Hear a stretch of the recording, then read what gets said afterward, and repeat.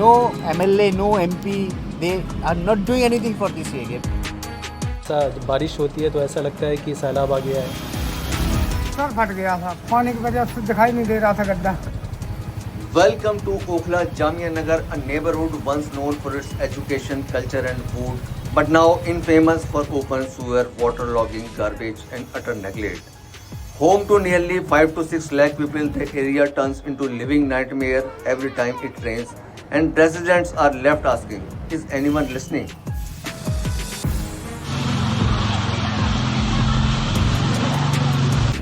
From Batla House to Zakir Nagar, Abul Fazal enclave to Shaheen Bagh, the crisis is the same. Gutter overflow, sewage mixes with rainwater, streets flood and shops are forced to shut.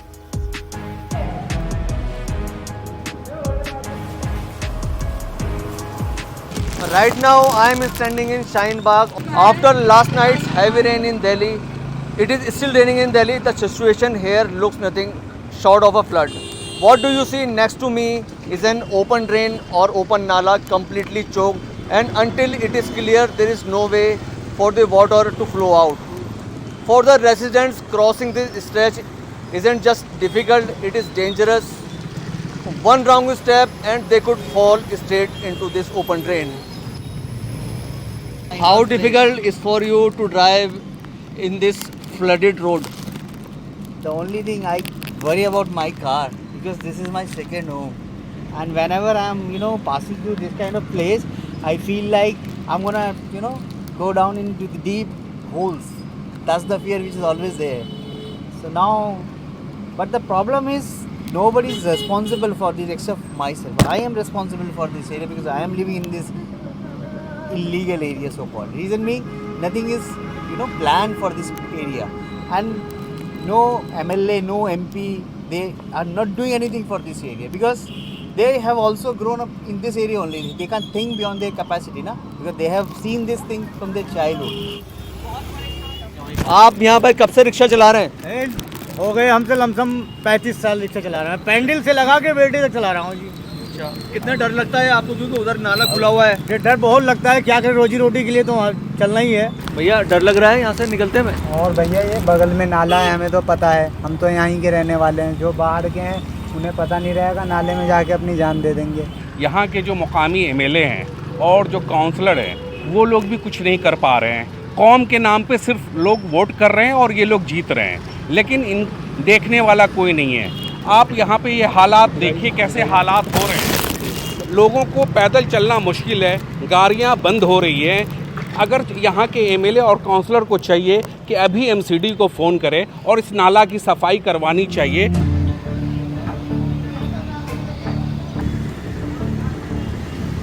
Sir फट गया था।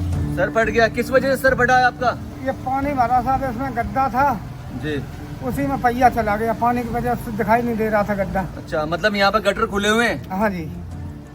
अच्छा, पता नहीं चला आपको? है पता नहीं, पानी भरा हुआ था, उससे ऊपर पानी भरा हुआ था।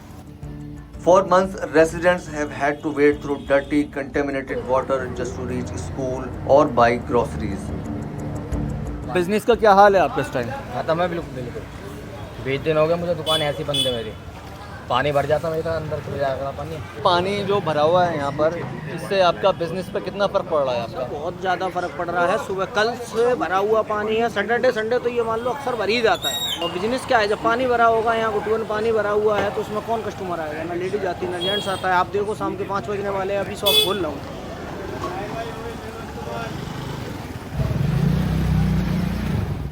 This road near Tayyib Masjid in Shaheen Bagh has been broken for the last 5 to 6 months, and the condition is nothing short of shocking.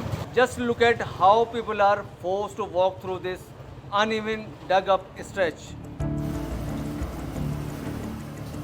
मतलब कब से खुदी हुई है सड़क ये कम से कम 5 महीना हो गया इसको, समझ गए। मेरी यहाँ पे सब्जी की दुकान है, मैं 5 महीने से बहुत परेशान हूँ। किराया तक घर से ला करके दे रहा हूँ।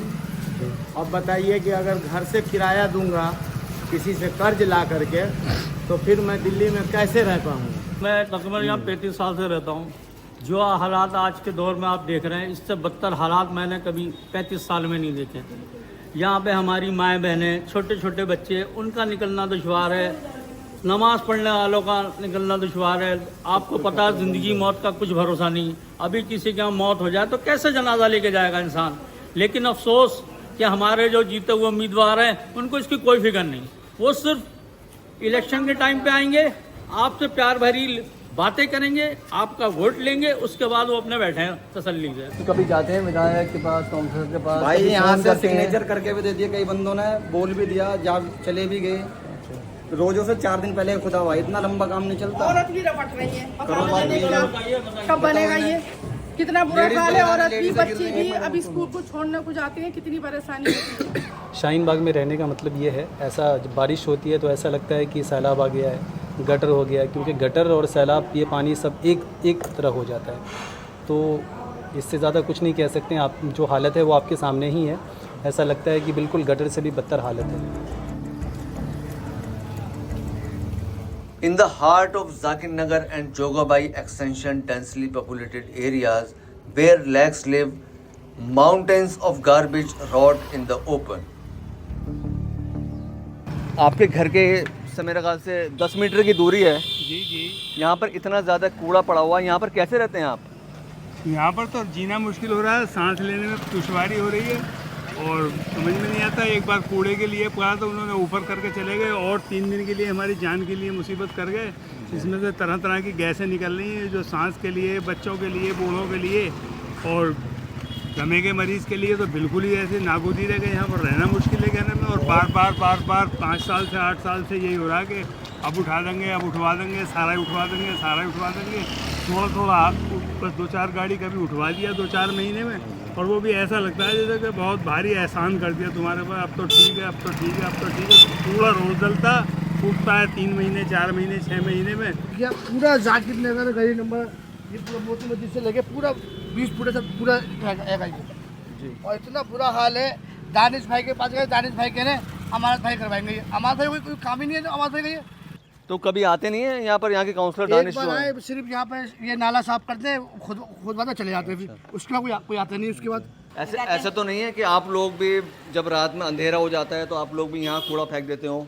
अरे नहीं, बताओ ये कट्टे हमारे घर के कूड़े होंगे ये?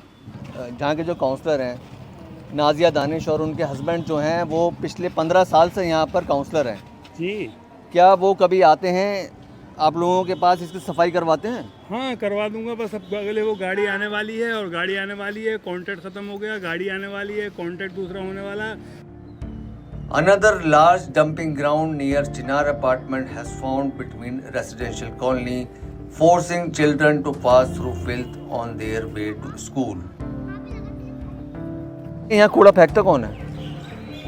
कुछ लोकल लोग भी हैं, जो आसपास के भी लोग हैं, बाहर से भी आते हैं, रात में आते हैं, मोटरसाइकिल से आते हैं, वो चुपके से फेंक के चले जाती हैं। पहले तो सर यहाँ देखते ना, अब यहाँ खड़ा नहीं हो पाते, इतनी बदबू थी, इतनी बदबू थी। हमारे बच्चे स्कूल जाते हैं, 3-3 बच्चे हैं, वो नाक बंद करके निकलती हैं, उसके बाद आना जाना करता है।